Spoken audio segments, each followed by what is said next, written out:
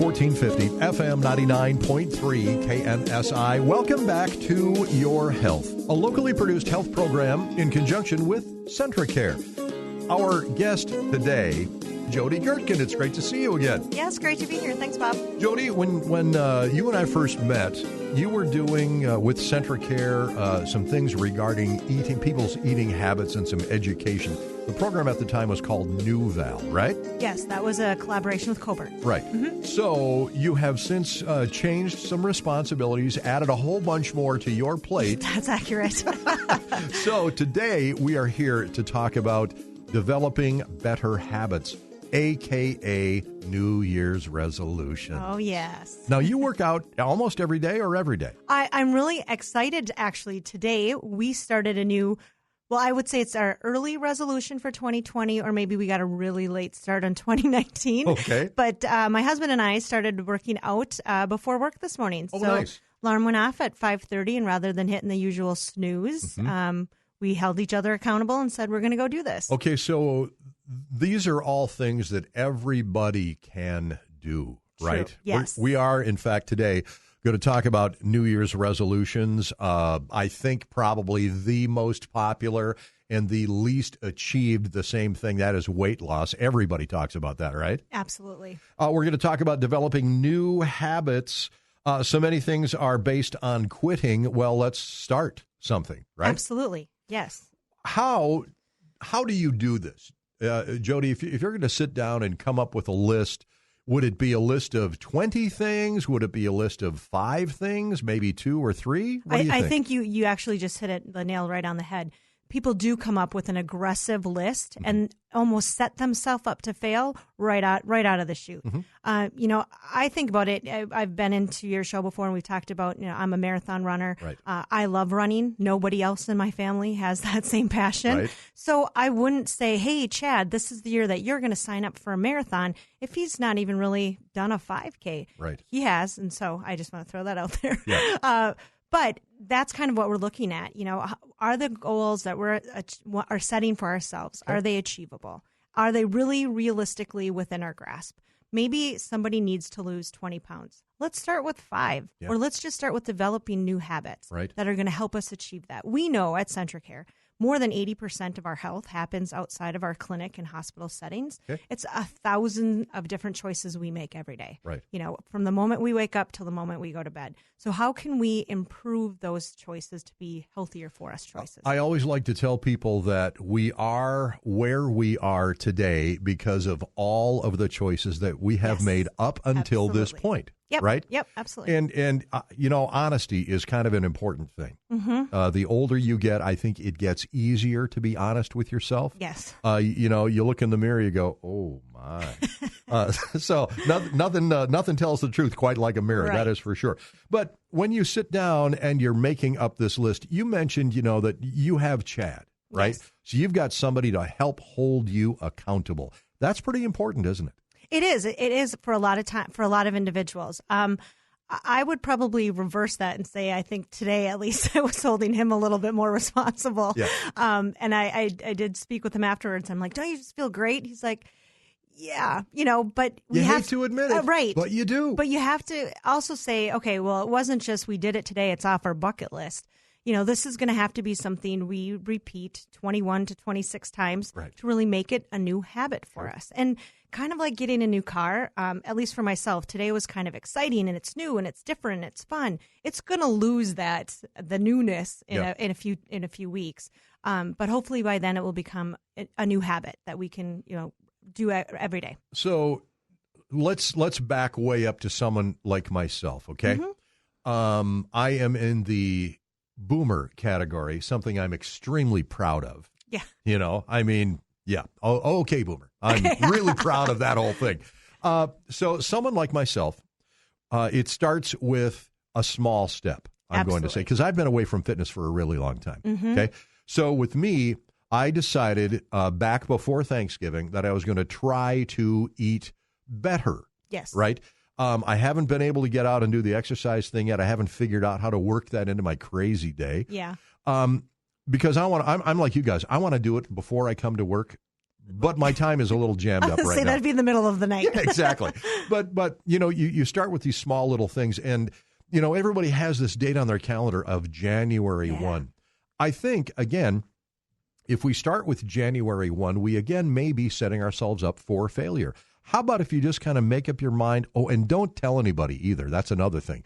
But just make up your mind to do one little thing. Absolutely. I feel that way too. It doesn't have to be a January thing. Do it in June. Do it in September. Do it whenever it makes sense for you.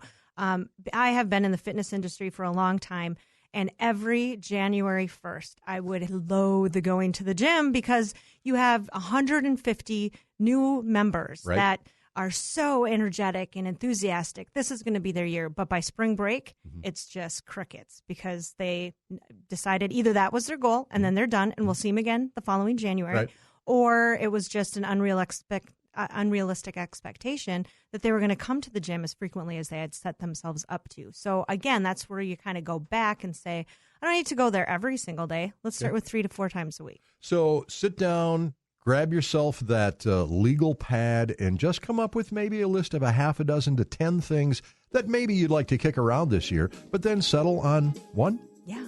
That easy. Let's start there. Okay. The list will always be there. You can always go back to it. No, I throw that thing away. Jodi Gertken is our guest. You are listening to Your Health, AM 1450, FM 99.3 KNSI. Yeah, there are so many other things that we could do besides weight loss in 2020. Your Health returns right after this on KNSI.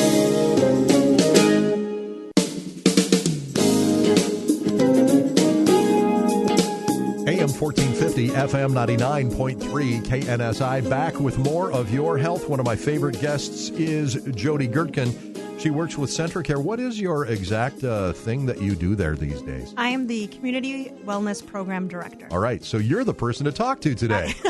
We are talking about community wellness, and it all starts with us. That's absolutely right. Okay. Now, there's a whole lot of wellness here. Yes, physical, but there's also mental health that we're going to get into as well. But Jodi, making your New Year's resolution successful, we already talked about, setting a realistic goal instead of 5 or 6 goals, right? Absolutely. Start with one really easy thing. One of those things, and I know you've got a list of 8 things to quit this year. Right. Let's kind of get into that because I think it's pretty important. So I was at a conference earlier this fall, and one of the slides that the presenter had said, when you try to be everything to everybody, you really can't be anything to anybody. Sure. And that really resonated with me because I think oftentimes we do try to do that, try to please everyone, and then we start burning ourselves out, specifically around the holidays.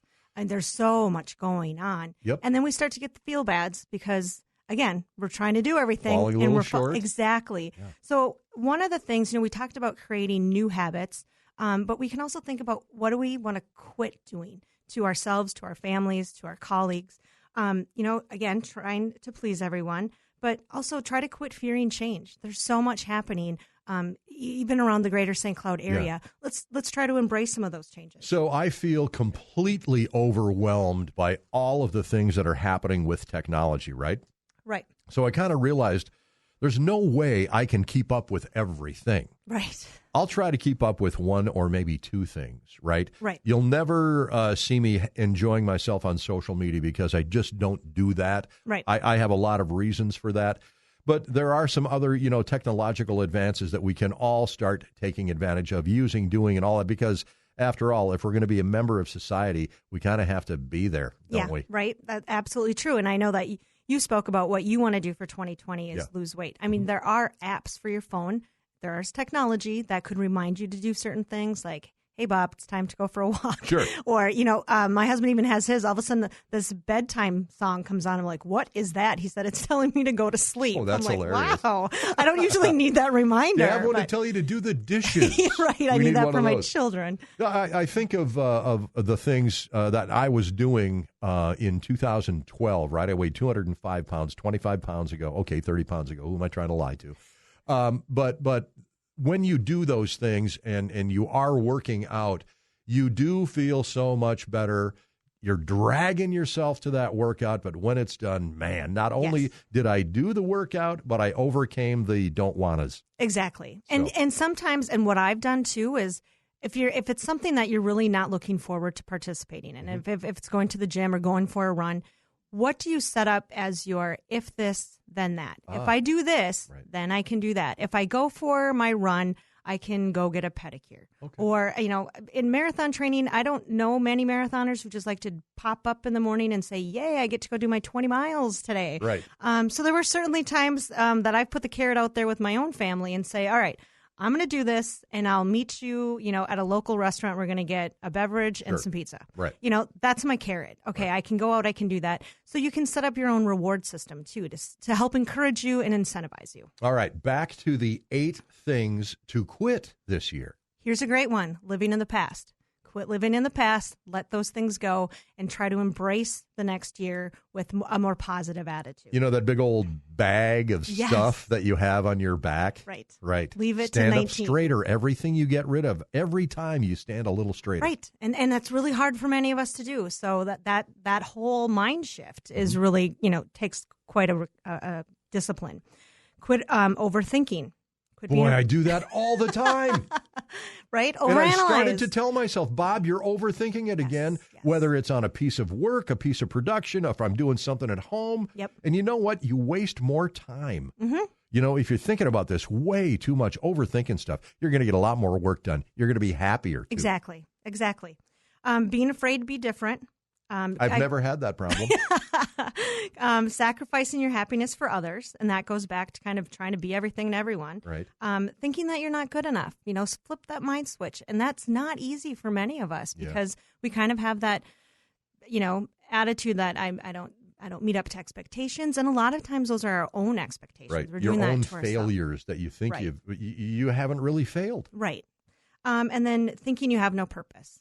Everybody has a purpose, and we really need to embrace that and think more positively about ourselves. All right. We think of how poorly we have lived thus far, right? Okay, like you said, thus far. That's in the past. Exactly. Right? The one thing that we can control every single day in our lives is our attitude. Exactly. Do you self-talk in the morning? No, not usually, but midday, absolutely. Okay. I self-talk, and I catch myself ragging about things, right? Just complaining about things. Yep. Well, as soon as you come to work and you're still complaining, you're going to be in an owly mood. Absolutely. Stop that. Start talking about good things, positive things. Man, I can't wait to get there. I'm going to give away some KNSI Christmas cash, or I'm going to do this or do that, right? Right, absolutely. I'm going to see Jodi today. Right. But only you can control that. Right. At CentraCare, we talk about our mood ladder. Where are we, or our mood elevator? Are we starting way down in the bottom, or can we just get to curious and then move up from there, or the shadow that we cast? Because how we come into the office or into our home, or when we get home from after work, that shadow that we have is going to impact everybody else around us as well. One of the other things to keep in mind are common reasons that people don't reach their goals. And oddly enough, there's a lot of people that are very close to them that say, that'll never work. You can't do that. What are you thinking? Right? Right. Watch out for those folks. Absolutely. They don't mean bad. Right. They don't mean to wreck your plan or anything like that. They are, in their own way, concerned for you and your success. But they're telling you you're not going to be successful. At our house, we say we have to cut the cancer before it gets malignant. Yep. We got to cut the cancer. And if there's somebody in our lives that is making us feel poorly about ourselves, we need to step away. All right. Now, these are all things that we can do in our own lives. Jodi Gertken is the Community Wellness Program Director for CentraCare. We are talking about New Year's resolutions. What about our mental health? What can we do to feel better mentally, be more productive mentally? We'll find out with Jodi Gertken, Your Health, AM 1450, FM 99.3, KNSI.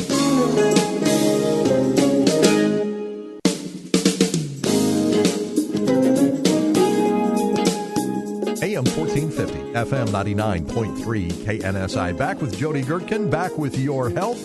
Jodi is the Community Wellness Program Director for CentraCare. We're talking about New Year's resolutions, but also, when people say, I'm going to make a New Year's resolution, it's to start something.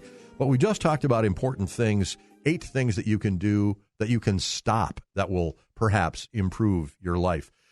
Jodi, is it important, do you think, for people to make New Year's resolutions? I was thinking about this, and, it's a good time. It's kind of like there are reasons why we have our holidays placed the way they are, because we need them. Right. Right? Yeah. We need this Christmas time to kind of relax just a little bit, kind of focus about friends and family. It starts back with Thanksgiving, maybe even with Halloween. But now the calendar says, brand new year, change. Yep. Spring is going to be here before we know it. Right. I just think it's a natural progression of things. And I think for some of us, it's maybe repenting the sins between October and New Year's. There's a lot of holiday festivities and parties and drinking and overeating. And so I think some of that we allow ourselves to not feel bad, which is good during that, festive time, to say, but on January 1st, we're going to flip that switch, and start all over. And that's why I would suggest not to wait until January 1st. And I would also suggest that you don't tell your friends, I'm on this diet, man, I'm going to lose 20 pounds. Because 2 weeks later, Right. And then you're kind of embarrassed. And then you don't want to see the friends anymore. Exactly. You don't want to make eye contact. Right. But I think of, again, going back to this time of the year, it is springtime is just brand new, and we have all this awakening. There's all this new life out there. You could be having a brand new life. Yes. Right? Absolutely. It really, truly is up to you. Right. So again, start small so that you can be successful. One of the things that we can do to change our attitudes, our mental health, a lot of times, and we talked about this earlier, the fact that we beat ourselves up all the time. All the time. What if you sit down at the end of your day and you wrote down 3 good things that happened to you today? Absolutely. How are you going to pick those 3? And there's really evidence to say that if you can do that for 21 days in a row, that it actually is proven to increase, how you feel mentally for about 6 months thereafter. Because you're cognitively aware that there's really good things happening, because we can get so sucked in and bogged down by things that we can't control. So if we can reflect on 3 good things that happened, and maybe it's just, I got to work on time, or my kids didn't fight, or, I made dinner without burning it. I mean, whatever it might be, but then to get in, again, that habit, doing it repetitively, but then again, exponentially, that benefit is there for quite some time. I really like writing things down because it reinforces what's going on in so many different ways, but, mentally, and then there's the whole physical aspect of doing all of that kind of thing. But then you still have that piece of paper, right? If you use those little yellow stickies, why not post those on the wall somewhere? Because, I'm having a rotten day, I can't think of 3 things. Go back, and I bet you can remember exactly what just happened to you today. Right? And I think, too, writing down those New Year's resolutions, or, mid-July resolutions, whatever they may be, then you can also, it's just has a little bit of accountability. Right. You don't have to go out and shout it from the rooftops. You don't have to put it all over Facebook, but you can write it down to hold yourself accountable and say, okay, I'm committing to doing this. Mental health is so big in our world today, and I think people, if they're at all like me, they don't even realize the importance of good mental health. Absolutely. It's tough to talk about. It really can be. We are so unnecessarily uncomfortable about all of that. And I hope we're at a turning point. If you think about 1964, when the first Surgeon General's report came out about tobacco and health. No way. Tobacco's bad? It is. Who knew, right? But that was a turning point. And we're still, combating big tobacco even today. A societal shift. But yes, exactly. All of a sudden it was like, that whole ship turned a little bit. And I think we're getting there with mental health. It still carries a big stigma, but you'll notice we're starting to, like the funds that were raised for volleyball. The CentraCare Foundation. Absolutely. Right? I mean, we're getting to a point where we're making it okay to talk about mental health. I did not know that suicide was the 8th leading cause of death in Minnesota. Right. Right. Wow. Yeah. Talk about an eye opener. Right. So talk to people. Exactly. Give them a helping hand, that is for sure. And that could be somebody else's resolution. Be open to talk to somebody. Be that person that somebody can go to. The golden rule. We always say, treat others the way you would like them to treat you. Yep. Or something like that. Yes. So, the next time you're going to yell at somebody or you're cut off in traffic, how would that make you feel? Exactly. Right? Right. Sometimes things happen. Right.